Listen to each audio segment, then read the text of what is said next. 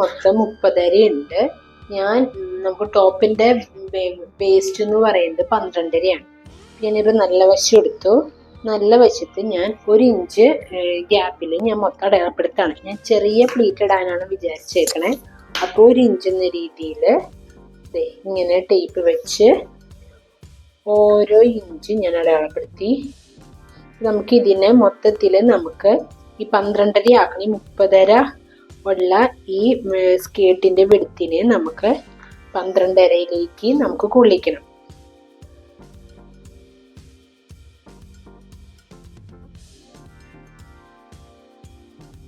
ഭാഗത്ത് മനസ്സിലായില്ല എന്നുണ്ടെങ്കിൽ ഇപ്പുറത്തെ ഭാഗത്തൊന്ന് കാട്ടിത്തരാം. പിന്നെ ഇപ്പതേ ഇങ്ങനെയാണ് നമ്മളുടെ സ്കേർട്ട്. ഞാനിവിടെ 1 ഇഞ്ച് എന്ന രീതിയിൽ ഇങ്ങനെ അടയാളപ്പെടുത്താണ്. മനസ്സിലായില്ലേ? നമ്മൾ ആദ്യത്തെ 1 ഇഞ്ച് നമ്മൾ വിടാണ് തയ്യൽ തുമ്പ് എന്ന രീതിയിൽ. രണ്ടാമത്തതിനെ എടുക്കാം, മൂന്നാമത്തെ സെന്റർ ആക്കി 4ാമത്തേലേക്ക് മടക്കാം. കണ്ട,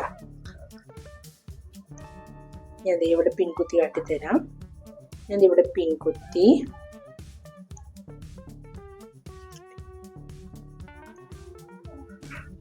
അടുത്ത 3 എടുക്കുക. ആദ്യത്തെ വരയിലൂടെ പിടിക്കുക, പിന്നത്തെ വര സെന്റർ എന്ന രീതിയിൽ കണക്കാക്കി അത് കഴിഞ്ഞിട്ടുള്ള വരയിലേക്ക് മടക്കാം. കണ്ട, നല്ല ഭംഗിയിലുള്ള പ്ലീറ്റ് ഇടുന്നുണ്ട. ഇവിടെ പിൻകുത്ത, അടുത്തത് എടുക്കുക.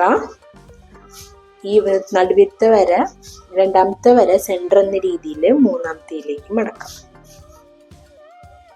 മനസ്സിലായില്ലേ? ഇങ്ങനെയാണ് പ്ലീറ്റ് ഇടേണ്ടത്. നമ്മളിത് നല്ല വശത്ത് വേണം ചെയ്യാൻ. ഇത് നമുക്ക് മനസ്സിലാവാൻ വേണ്ടി ചീത്ത ഭാഗത്ത് ചെയ്ത് ലൈനിങ് തുണി ചെയ്തതാണ്.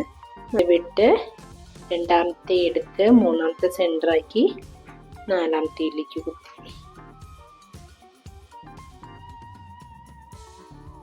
വീണ്ടും പിന്നത്തെ 3 വരകൾ എടുക്കുക. ആദ്യത്തെ വര ഇങ്ങനെ പിടിക്കുക, രണ്ടാമത്തെ സെന്റർ ആക്കി 3ാമത്തേലേക്ക് ഇങ്ങനെ കുത്താം.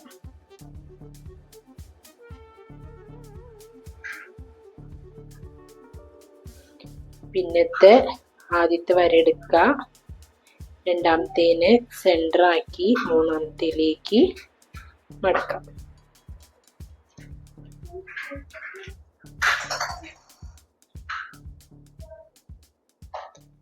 ആദ്യത്തെ വര എടുക്കുക, രണ്ടാമത്തെ സെന്റർ ആക്കി 3ാമത്തേലേക്ക് മടക്കാം.